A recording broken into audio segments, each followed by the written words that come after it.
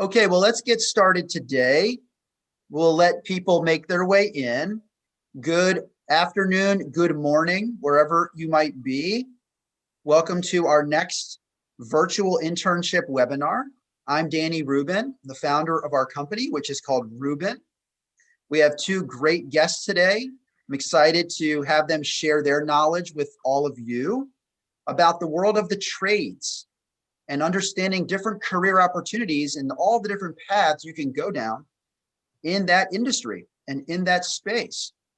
And we will get to know our guests in just a moment. Mr. Little and Mr. Collier will introduce themselves. Right now, I'll have you both turn off your cameras and I'll bring you back in just a few minutes. Raise your hand in here. Who is here? Who is a regular? Who has been to our webinars before? Who's been here before? Tell me in the chat or type it or raise your hand and tell me who is a first timer. Who here is a first timer? What I'm going to do is I'm going to share my screen.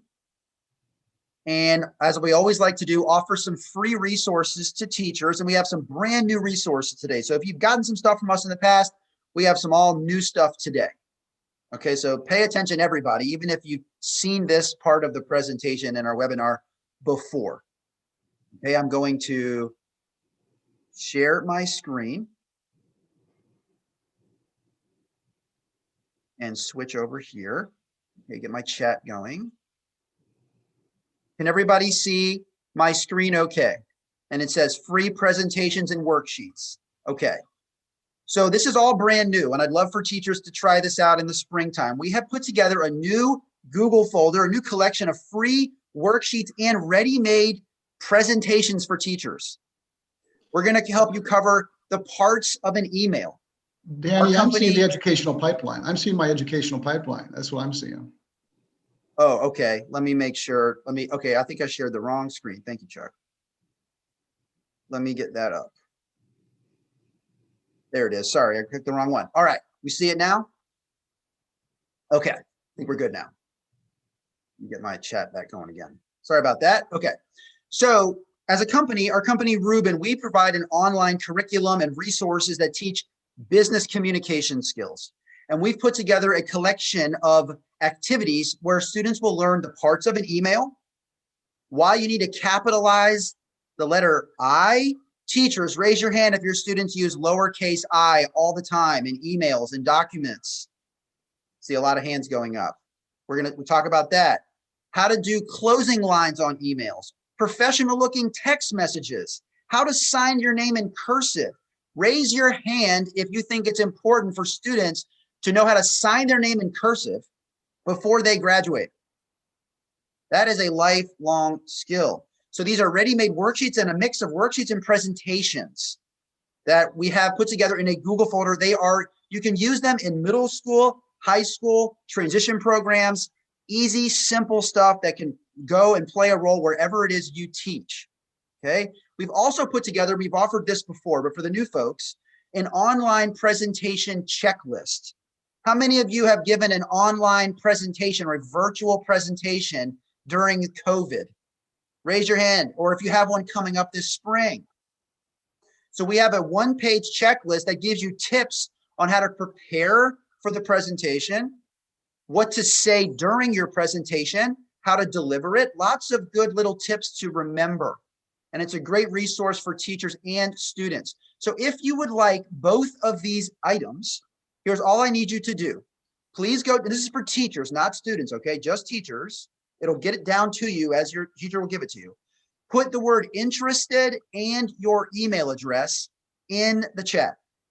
Put the word interested and your email address in the chat. What we like to do for the new folks is to have a quick phone call in the coming days so that we can pass it along and explain our material, help you work it into whatever class you're teaching from. So put your name and your email address in, I'm sorry, the word interested and your email. That's enough. We will follow up with a Google invitation for a brief phone call in the coming days to pass it along and help you understand what our material is all about and how to use it best. Okay. And for the folks who have requested before, you're welcome to request this again. We'll pass this along as well. This is all new stuff. aimed at all ages. So you're free to continue to put your name in there. I want to keep moving on so we can get to our special guest. As I mentioned, we have a great webinar coming up in 2 weeks from now. We're going to cover the world of cybersecurity. We have a great guest. It's going to be February 10th, 12:30 Eastern. Our guest is Mike Frieder. He's the president of On-Call Computer Solutions. He works with Department of Defense contractors defending our nation's sensitive data and information. Teachers, students, raise your hand if you're interested in this topic, or if you have students who might want to visit from other classes. So you'll see the invitation go out in the next few days. A big email about it. Please share that around. Please join us in 2 weeks' time. Also, for those of you who are joining us live today, or for students who watch it on a recorded basis later, everyone's going to receive a certificate of being part of our webinar, The World of the Trades. So you'll see the certificate go out tomorrow morning. Tomorrow morning, please look out for this certificate in your email, everyone who's attending today. And then you can certainly give it to students if they watch the webinar at a later date. Okay, thank you to everybody who requested the free resources. We will mention it again once more at the end. I want to share one more thing before we bring our guests in so you understand as a company who we are, and then we'll bring in our special guest for today. So I mentioned to you that our company Rubin, we provide an online curriculum for business communication skills. I know we have some educators here who use our system, which is called Emerge. Anybody here use Emerge? Let us know in the chat if you've used these resources during the school year, or raise your hand. I know we have some teachers who bring it into their classroom. So what we provide is a library of different resources that teach writing and speaking skills. Students can earn digital badges in our program, which are images, icons for their resume to show employers, hey, I know, for instance, how to write an email. So we teach a variety of different topics like email writing, life skills, phone and video etiquette, networking skills, resumes, cover letters, how to write an email for an internship or a job, how to write a LinkedIn profile, how to prepare for a job interview. Those of you who teach marketing, entrepreneurship, raise your hand. We teach communication for entrepreneurship, sales writing, website page writing, public relations, fundraising communication. And those of you who are advisors, who's an advisor to a CTSO or to student council or another on-campus group? Let us know in the chat. We teach communication for leadership, managerial communication, client communication, project management, public speaking, report writing, and for student leadership development. A big, wide library that integrates to a variety of learning management platforms, including Canvas and Google Classroom and Schoology and Moodle. And it's a robust curriculum. And those of you who requested information, those free resources, can explain it more after today. But what I want to do right now is let's bring our guests back in. Let's bring Mr. Little and Mr. Collier back in. Good, they didn't leave me. They didn't run and get lunch. They're still here. And what I'd like them both to do, and I'll start with Mr. Little. I'd like Mr. Little to introduce himself, give us his bio, because the work that he does, and then we'll go to Mr. Collier, and then I have a question for each of them. So go ahead, Mr. Little. All right, I'm glad to be here. Danny, from this point going forward, you can call me by my nickname. That's called Little Chuck, okay? Little Chuck's my nickname. And right. Don't ask me to sing or rap, but I sometimes can tap dance, okay? But you can call me Little Chuck. Okay. And I'm a human resource director for the Atlanta Electrical Contractors Association. And we are a not-for-profit trade association that represents about here in the Atlanta area, about 50 different companies employ about 5,000 or 6,000 people. And a big part of my job is to recruit for those contractors. And you need to know that the Atlanta Electrical Contractors chapter is a chapter of a national convention, a National Electrical Contractors Association. So what we're doing here in Atlanta is being done in South Carolina, Pennsylvania, Vegas, New York, all across the country. We in total probably are 4,000 different companies that our association represents. And we recruit for engineers, project managers, supervisors, superintendents, but primarily we try to recruit for our electricians. And for that, we have an apprenticeship program, which will take you right to Mr. Corey Collier. What a great setup right there, Mr. Collier, or Corey, however you want to be. I'll take Corey. I'll take Corey. That's fine. Yeah. Corey, so pick it up right where he left off. Tell me what you do. All right. I'm an instructor with the Atlanta Electrical Training Center, which is the training center for the International Brotherhood of Electrical Workers based out of Atlanta, Georgia. And I'm a 24-year member. I've been in the trade for 24 years, and I've been teaching now full time about 5 years, close to 5 years.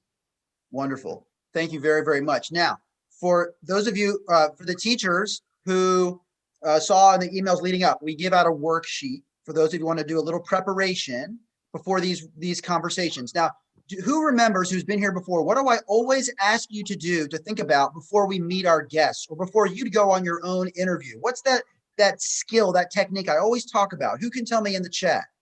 I always hit on this early, and I'm going to share my screen and we'll talk about that. Who can remember? Research. Thank you very much. Stephanie said research. Natalie said research. We always do our research, right? So let's go in the worksheet, and we'll do it together right now. It's no big deal if you didn't do it ahead of time. But I had you visit the websites for Lil Chuck and for Corey, where they work, what they do. So let's go first to the website for the Atlanta Electrical Contractors Association. Now, one of the things that I saw right away, and I'll try to get to it through the little slideshow right here, I saw Mercedes-Benz Stadium on their website. Now, that is the stadium where the Atlanta Falcons play their NFL games. So I looked at that and I said, what does the AECA have to do with the Mercedes-Benz Stadium? So let me ask Lil Chuck, let me ask you, what does it have to do with anything? Tell me. I am happy to tell you that story. So that stadium took about 3 years to build. That job, as a total job, was worth about $1.6 billion. That's what Arthur Blank in the city and county helped to chip in to pay.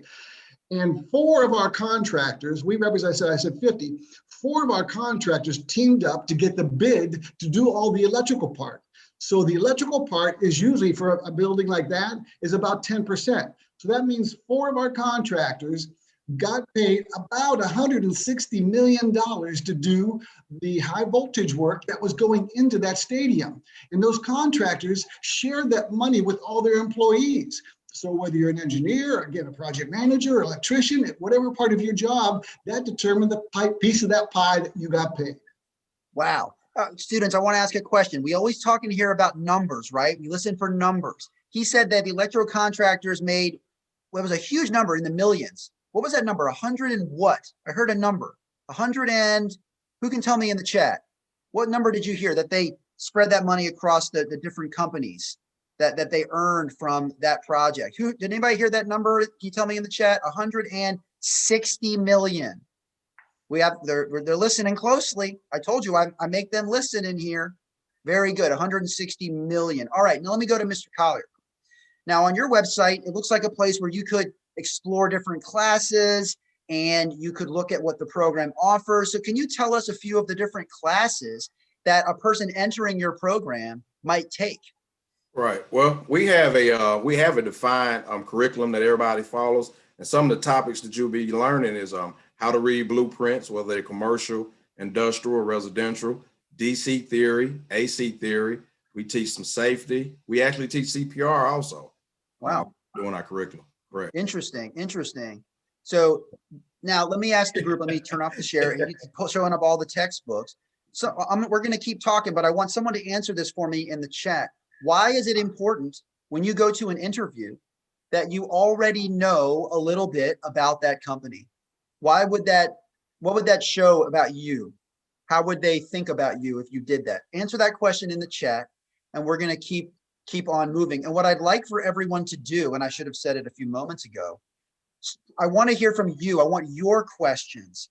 Please start to put your questions in the Q&A area in our Zoom webinar. When you write your question, put your name and your school so we can recognize you for asking your question. And we will start to pull those questions as we go. I see some great answers here. It says it shows you're invested in the company. It shows your motivation, your initiative. I like that word a lot. It shows you're serious about the position and care about what the company does. Let me ask our 2 guests here, just you can answer this quickly. If a young person walks into your office and already knows a little bit about what you do, what would that say to you? That's extra points for hiring, man. If you come in here and it's just a one-sided story and you don't know anything about us, you're already losing points. If you express and communicate to me that you know a bit about our industry and specifically about our association and maybe some of the contractors, you're getting plus points. Plus points. Who wants plus points? Raise your hand if you want plus points in the hiring process. I know I do. Corey, what do you say to that strategy? When you show that you have an interest, that's less of the block I need to chip off in order to train you, because you're already showing interest in it. So, hey, we can move on to the next step. That's a step that I don't have to waste trying to get you interested in. I love it. I love it. So please continue to put your questions in the Q&A. Okay. Don't put them in the chat because it flies up the list. We can't keep track of it. Put your question in the chat. Elizabeth Bowen, I see you have a question. Please put that in the chat so we can grab it. Okay. While we wait for some questions, I'm going to share a slide that Chuck wants to talk through with all of us, and then we'll get to some more questions. Let me pull that up. When I had mistakenly, I shared this incorrectly before. So here it is for real. So go ahead and talk us through this. Yeah, I like to put the talk about the trades in context with talk about all careers. So what this shows is 100 kids enter ninth grade, doesn't matter where you are all across America. The average graduation rate across Georgia and America is pretty much 80%. What does that mean? That means we will lose 20 kids between ninth grade and 12th grade on average in Georgia and across America, based on an average graduation rate of about 80%. Then everybody in America talks about going to college. And here I'm talking about four-year college. And the reality is, even though lots of folks talk about it, the reality is only 55%, just a little over half of all kids that you graduate with will actually start college, even though in the hallways, everybody's talking about going to college. Then, bottom line, and this is what America doesn't know, out of the half of the folks that do start college, only a little over half of them will actually finish college. And so, the high schools are great at training everybody for what are you going to do after college. After high school, we're going to go to college. And the counselors are really good. They've been educated by the universities and colleges on how to apply, deadlines, and all that kind of stuff. But the bottom line is that's for only 30% of Americans. And if you Google U.S. Census data facts, only about 30% of Americans in general across America have a four-year degree or higher. We want to address the other 70%, the 70 out of 100. What's going on with them? Well, they could go to the military, they could go to two-year technical college or community college, or they could go straight to the world of work, which I don't recommend, because overall in America, you only have 5 ways to a career: traditional college, technical college, military, straight to the world of work. And when I ask kids the 5th way, most of them can't say apprenticeship programs and trade schools. That's a great setup. First of all, I want to ask you a question. He said 30% finish college, right? Or graduate from college. So how many do not finish college out of that 100? It's a simple question, but I want you to show me the answer. If 30% finish, how many don't? Whoops, tell me in the chat. 30 finish, how many don't out of 100? There you go, 70%. Thank you very much. So you set it up perfectly. There's that 5th opportunity, and it's called an apprenticeship. And I want to turn to Mr. Collier. Can you tell us what is an apprenticeship? Start there, and then explain the one that you work in. Apprenticeship is a way that a person can learn a skilled trade as they're working and being taught by someone that is actually part of the trade. It's not an instructor that was plucked out of the field that has no personal experiences in that field, but is a person that's actually of that trade, teaching a person with lesser skills that trade at the same time. And tell me about your own program. Like, let's say somebody comes right out of high school, and what can they expect? In fact, I want to ask a question from one of our guests today. Miss Bennis from Freedom High School says, how long does it take for a student to go through an apprenticeship program? Like, what does it look like for a student who's sitting here today thinking maybe this is for me? Corey, let me give a big picture. The definition of apprenticeship, and when we talk about apprenticeship, we are talking about registered apprenticeship programs with the U.S. Department of Labor.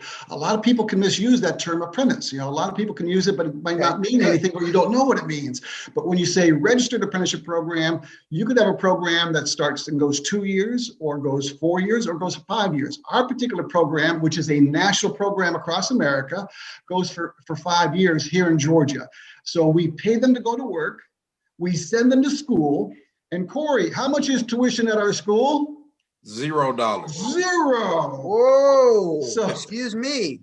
So in our world, we can take an 18-year-old coming out of high school, start that person off, him or her, if they pass the test to get in, which we can talk about, at about $26,000 a year. And the pay goes up each and every year as they get more experience, they get more pay. So it goes up each and every year from 26 to 29 to 31 to 36 to 43. At the end of 5 years, that 18-year-old is now 23 years old, and that person made $165,000 and didn't pay a dime for tuition. And are you ready for the best part? When they graduate here in Georgia, in our world in Atlanta, they will be making $66,000 a year plus benefits on top of that. And when I put benefits in on top of that, it's about a $90,000 package for retirement, life insurance, health insurance, dental, vision. Whoa. Okay, hold on a second before Corey jumps in too. We just heard a lot of numbers, a lot of really good numbers. What is the total amount with benefits and salary when you complete the apprenticeship program? What number did he just say? Because I heard it and I know you heard it. What was that big number? Someone show me in the chat that they heard that too. 90K. Who'd like to make 90K without paying anything to get it except your time? And time is valuable. There's no doubt about that. But Ryan says me. Yeah, Gabrielle, me, I want to make it. All right, well, let's get into that process. Let's explore. Let's have Corey tell us, okay, you say I want to sign up for that. I want that 90K at the end of the program. So what am I going to be doing along the way so I can graduate from the program and have that life? What would it look like?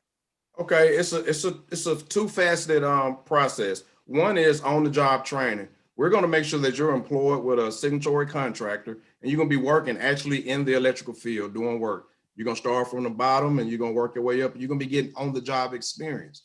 Then you're going to come to us twice a month as it's structured now, twice a month you're going to learn theory. You're going to learn aspects of safety. You're going to learn how to read blueprints. All the things that's behind the scenes, you're going to learn all the basics behind it in a 5-year program. Wow. So like, tell me like on an average week, what does it look like? How much class time are you going to a physical location, and how much time are you spending? Like, get me into the, like, what would an average day look like in an apprentice program, like in your world? Okay, we start bright and early, 7 a.m. and right doing virtual class. Everything is virtual. We're doing basically what we're doing here now in an educational setting. And you sit down and we go through whatever the topic of the day is. I teach a grounding, bonding, transformers, and we'll go through and I'll present some information. We'll discuss it. And the fact that I do have 24 years experience, I can take my book experience that I have plus my personal experience, and we can have open conversations where we're just not stuck to the curriculum about what you'll be doing that you can face. And I take questions about what they're seeing on the job, and we face different scenarios. And that's a typical day. I remember I was watching some videos about some of your apprentices and coming through the program, and we talk a lot about math.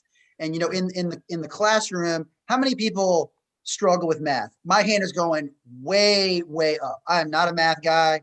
I write information about emails and communication. I don't do math, right? But in your world, you take a lot of this algebra, this geometry, all this stuff, and you apply it in a real world. Can you give me an example of taking something you might say, oh, this is so boring in school, but you're going to do it in the job? Show me about that. Okay, one of the things that I teach is conduit bending. We've been conduit, the people most commonly known as pipe. And the basis we use for measuring this pipe and laying it out is trigonometry. Man, I know y'all think of trigonometry, y'all think of the hypotenuse, the adjacent side, the opposite side. We deal with that every day, but we have it simplified down to where we deal with a controlled set of constants, and we can come up with the same thing. We do what I used to take a whole sheet of paper to do in high school. Now I could do it in 3 strokes, 3 lines on the paper, and I've gotten it figured out. So that's one of the ways that we apply trigonometry and geometry. So you help students to see that everything you did in high school, even if it drove you crazy, you're going to find it again in the real world, and it's going to help you make that money and have that safe career with benefits. You can ride that for a long time. So everything you're doing in high school right now, it's going to matter later. It's going to matter. Yes. So kids, I've made hundreds of thousands of presentations to tens of thousands of kids, and they say, why am I learning this stuff? I don't want. and we show them how to apply it. And they become a better learner when they are actually applying math, and it's not just the theory. And man, Corey is one of the best at showing them how to apply a squared plus b squared equals c squared is called what? And everybody will raise their hand, it's Pythagoras theorem. Well, Corey shows them how to use it, and they get paid good money because these are STEM jobs: science, technology, engineering, and math. Applied, all those things apply. Correct. Wow. Thank you for adding that information. I want to get to a question from our chat. This is interesting, from Natalie Holmes. So what's the difference between a trade, like maybe in a trade or apprentice program, and a Job Corps? Do you know the difference there? Or Chuck, can you speak to that? Do you know the difference, like Job Corps? Well, Job Corps would be with the government. So you're kind of going as a volunteer, a paid volunteer, not a volunteer, but you're paid, to learn. Okay. So that's a government funded thing, this, I got to tell you, is all privately funded. We don't use any tax dollars. This is a negotiated benefits where the contractors that we represent pay. So when we say it's free tuition, it is free tuition to the attendee, but the contractors, in our case, just in our world in Atlanta, are investing about $1.5 million to pay Corey and have all that stuff being done at our electrical training center, a 32,000 square foot school, all being done by private dollars and not tax dollars. Yes, I see that. I have a question for both of you. In my experience, when I've engaged with apprentice programs and work that I've done up here in Virginia, and like we have a lot of shipyards here, like building aircraft carriers, submarines, right? And almost all of the people who are in upper management at these companies started off as apprentices. So they also view, at least up here, maybe I want to hear from you two, that if you go through that program, you're sort of putting yourself on a track that if you want to be in management one day, that they look at that as sort of like, an accomplishment. You sort of check that off, that you went through their apprentice program and you are ready to go, and start managing people one day and leading a team. Have you seen that from your partners, your employer partners, that they look for leaders from apprentice programs? I'll start with Chuck on that. Absolutely. Again, out of the 50 or so contractors that we represent, I want to say 2/3 at least came through the field, not only to get into management, but to become owners. Because what I found is A students, they see that brick wall and say, oh, if I hit my head, it's going to hurt. The C students, the kind of the owners that we represent, I'm going through that brick wall to get to wherever I got to go. So, and they learn that in the field. Would you agree, Corey? Right. And experience is the best teacher. If you have experience in doing it, program, you worked in the field, you are considered to be the competent person. So why not be the person in leadership? Because you have the experience and the knowledge and the training that we know has been certified. I love that. What did he just say? I love that quote. Experience is the best what? Put that in the chat. What was that last word? Experience is the best. Let me see it. I really like that, because there's no substitute for it. There we go. Thank you. Experience is the best teacher. I really, really like that. We had a question from, I found it. It was in the chat, but I'll go grab it because I liked it. It was from, I think it was from Miriam, if I caught the name. She said, what do I need to wear? Interesting question. So if you want to work, go into any apprentice program, you're working with your hands, you're working with machinery. There's a lot of safety precaution. What do you need to wear and think about sort of your body and how you're maneuvering around all these different things? I'll start with Corey on that. Okay, we actually have a defined dress code when it comes to that for job sites, but sturdy leather boots, long pants, which are probably a jean type, a nice comfortable shirt. Most likely, we like cotton because we deal with electricity, and we provide you with, the contract will provide you with personal protective equipment like gloves, safety glasses, hard hats. Okay, thank you for that. A question here from Elizabeth Bowen and maybe her students, since you are both in the electrical field. She said, how long does it take to become a licensed electrician? This is a tricky question because she doesn't know it's tricky, because in America, about half now this is curious, to do fingernails, you need a license. To cut hair, you need a license. But in America, about half the states have a state test that you must pass to become an electrician. About half the states in America do not have a state test to become an electrician. There's something called a master's license test. That's to become a contractor, and then electricians can work under that license. But here in Georgia, there is no state test to become a licensed electrician, if you can believe that. So what do? Because we have an apprenticeship program registered with the U.S. Department of Labor, we give them what's called a journeyman's ticket. That is their proof that they've gone through structured training and structured work experience. It comes down to about 2,000 work hours a year and about 200 school hours. And I don't think the students probably even caught on, but in our program here in Georgia, in Atlanta, out of every 10 working days, we pay them to go to work 9 out of 10 days. 1 day out of 10, they go to the school where Collier is at the Electrical Training Center. The day they're there, we don't pay them, but we don't charge them a dime for tuition. So to specifically ask, depends on which state you're in, will determine whether or not you have to take a state license test. But I would like to add to this though, that if you do desire, and that's the ceiling that you want to reach, that's a path that I took. After 5 years of training and on-the-job work, you do qualify in the state of Georgia to take the electrical contractors test. That's what is known in the state of Georgia. Okay, thank you for that. I want to piggyback on that because I had an electrician at my house recently working on some light fixtures and hooking things up. And he told me, and he's older, he's probably close to 60. And he told me that there are so few licensed electricians, at least in our area, there are not enough young people coming up to take those jobs. And that probably is true. We hear a lot about the skills gap, where there are a lot of manufacturing jobs, a lot of trades jobs that are available, but they cannot find people to take those jobs. So for both of you, you can answer this. It seems like there is just nothing but opportunity in these spaces. If a student wants it badly enough, there's going to be a job there in whatever they want to do in the trades. Can you speak to that, Chuck? Yeah, for 20 some years, I've been fighting American culture that says, oh, mama, don't let your sons grow up to be cowboys or construction workers. And I've been fighting that in the world of construction because the stereotype is a big belly, big neck, dumb as rocks, pants hanging down kind of guy. And they don't understand that, no, they're studying and applying algebra 1, 2, and 3 in geometry. And like Corey said, they're studying AC and DC theory and applying it. These people are very smart that are doing this is a skill. And when you see them on the job site and they're doing their job, it's almost artistic. If you see how they put conduit up, steel conduit in these buildings, and America just doesn't get it. And it's just not electrical. It's going to be plumber, pipe fitters, carpenters, brick masons, glaziers that deal with glass. This is a skill. You don't just walk out of high school and say, hey, look at me, I'm an electrician. I'm going to deal with all this high voltage stuff. You can't do that. And one of the things that I like is one of the mantras that we adopt. This is a skilled trade is your path to the middle class, plain and simple. That's at 90,000. That's right. I mean, 90,000 will sit you in the middle class just fine for a long, long time in America. I want to ask this question because in the discussions that I've had with companies who are trying to bring apprentices in, that they'll go to a high school and they'll say $90,000, and then the kids will say, oh my gosh. And then they say, well, there's also a background screen.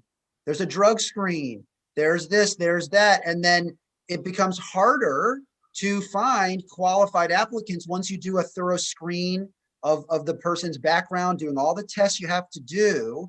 So what has been your experience there? And what would you recommend to students who are serious about this so they can pass all the tests so that they can become an apprentice? I'll start with Chuck on that. So the test to get in our program nationwide is Algebra 1, a little bit of trig, and 10th grade reading and comprehension. Okay. And for the longest time, all these people that are saying on the side, I don't like math, I don't like math, I don't like math. Well, Corey will teach you math. But the bottom line is it was 10th grade reading and comprehension that was preventing people from getting into our program. 10th grade reading. Yeah.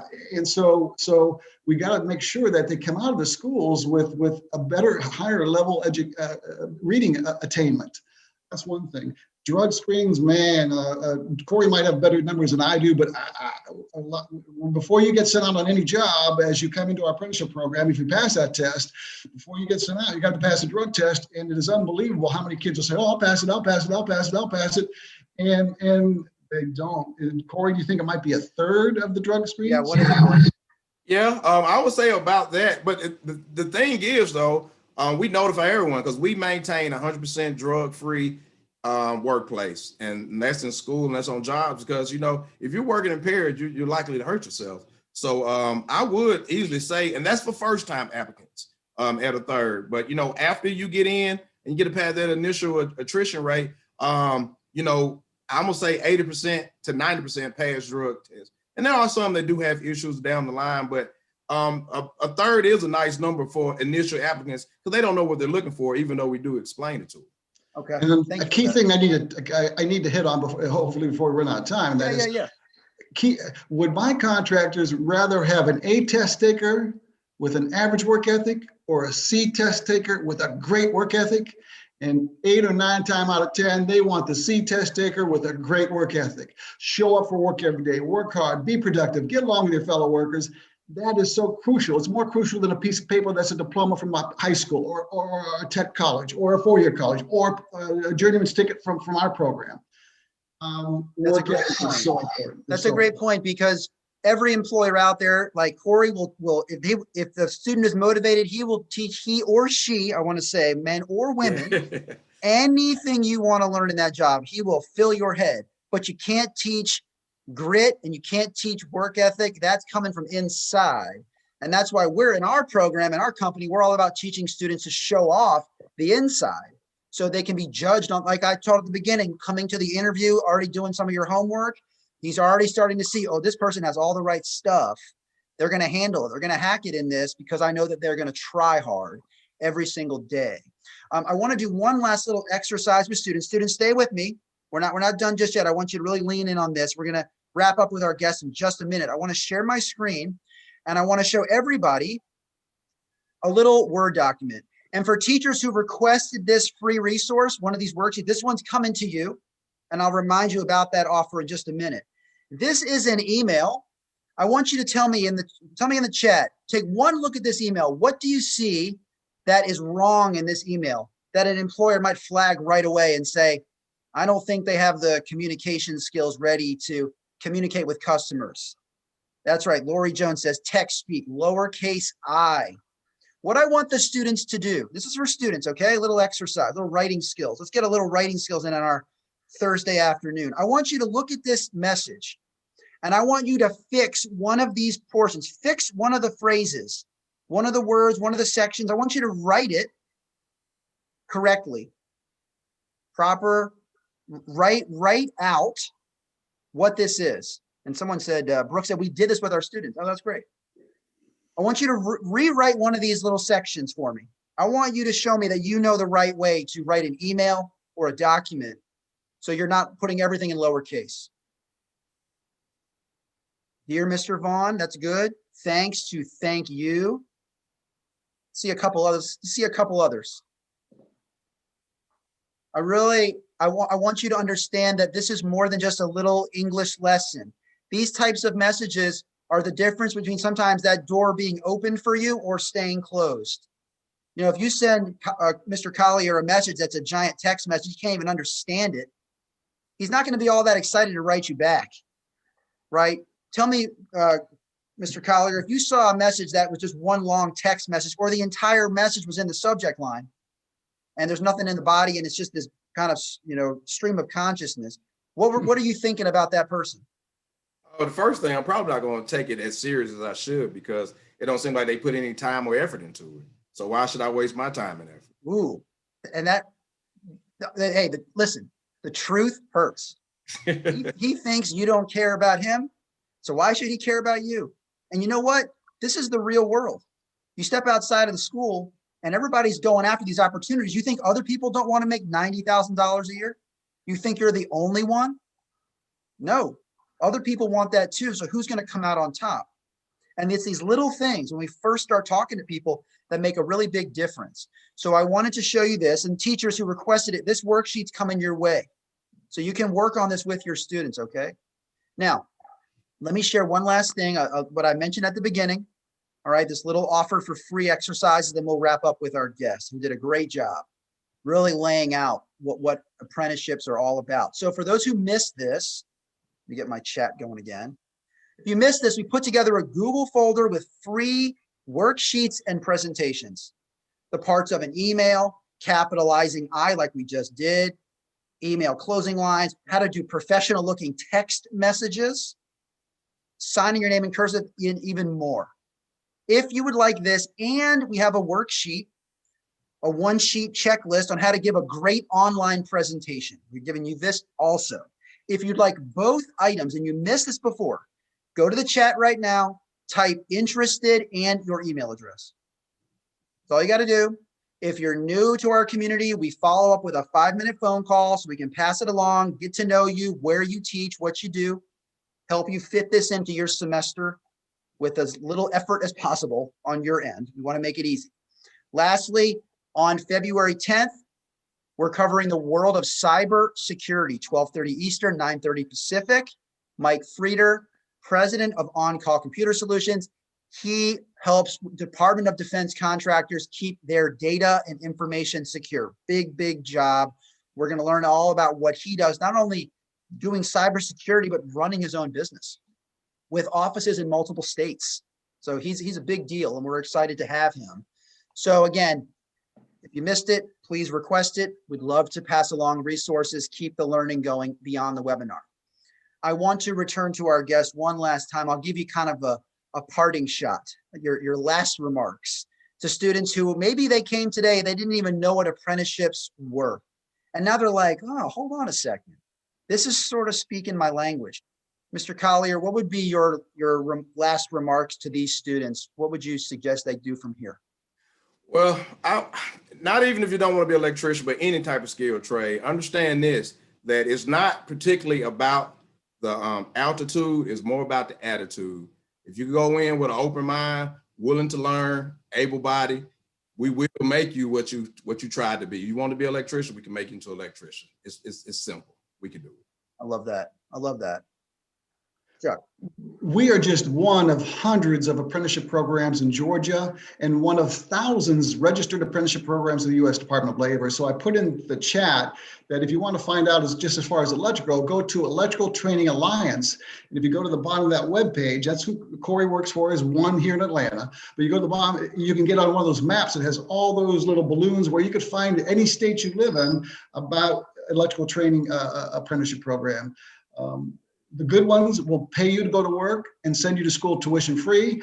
Now, there are trade schools out there that are profit making, and you have to be careful with them. They're good schools, but they can charge you a ton of money, even more than colleges will charge you. So you got to be careful with that.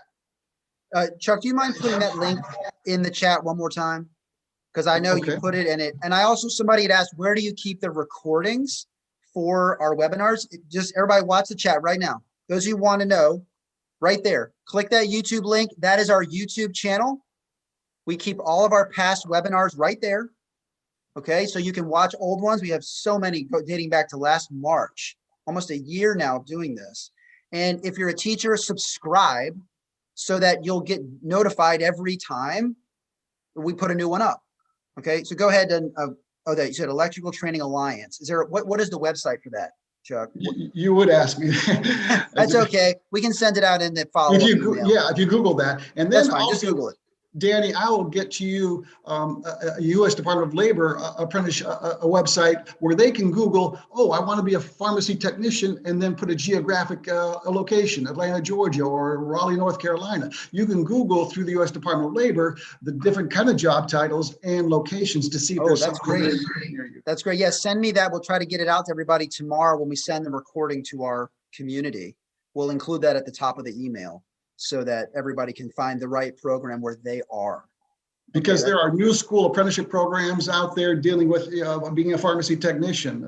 One of those big tech companies said, I don't care if you have a bachelor's degree anymore, and we're going to start our own apprenticeship program. So President Obama and Trump both threw millions of dollars from the federal government to the states to try to build up more apprenticeship programs. Well, that's great. Well, I hope we can all benefit from that in the years to come and keep Mr. Collier's program flowing, keep all your employer partners happy, because we have to keep this engine going. We have to keep building America. Where are the Falcons going to play? Someone's got to build that stadium. We can't take it for granted. I mean, think about that stadium, how big that is, how it's holding itself up and the lights are flicking on. I mean, somebody's doing that work. We cannot take it for granted, all the things that we use and go in life. And I sure hope we can all go to places like Mercedes-Benz Stadium, in the coming years. Not just stadiums, but hospitals and malls and right. shopping Thank centers you. and all that stuff. Thank you. Thank you. Well, as we always try to do, look at that, 1:15 Eastern on the nose. We try to end on time, get you back to your class day or whatever's coming next. I want to thank our guests. They were excellent. We got a show of hands, hand up. This is going to be our virtual applause. They're applauding. You can't hear it, but they're applauding you right now.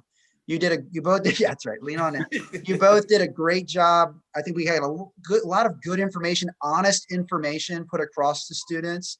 A lot of good questions from our students. So I appreciate everyone being here. And I hope you can join us in 2 weeks for our cybersecurity conversation and the rest of our sessions throughout the school year. And we will be in touch tomorrow with your certificate and the recording. So you don't need to email us and say, where is my certificate? It's coming. It'll come tomorrow morning. We'll get it out to everybody. So look out for that. Any other questions, you can email our company. We'll get right back to you. Thank you as always. Stay safe where you are, and we'll see you in 2 weeks. Thank you, everybody. Thank you.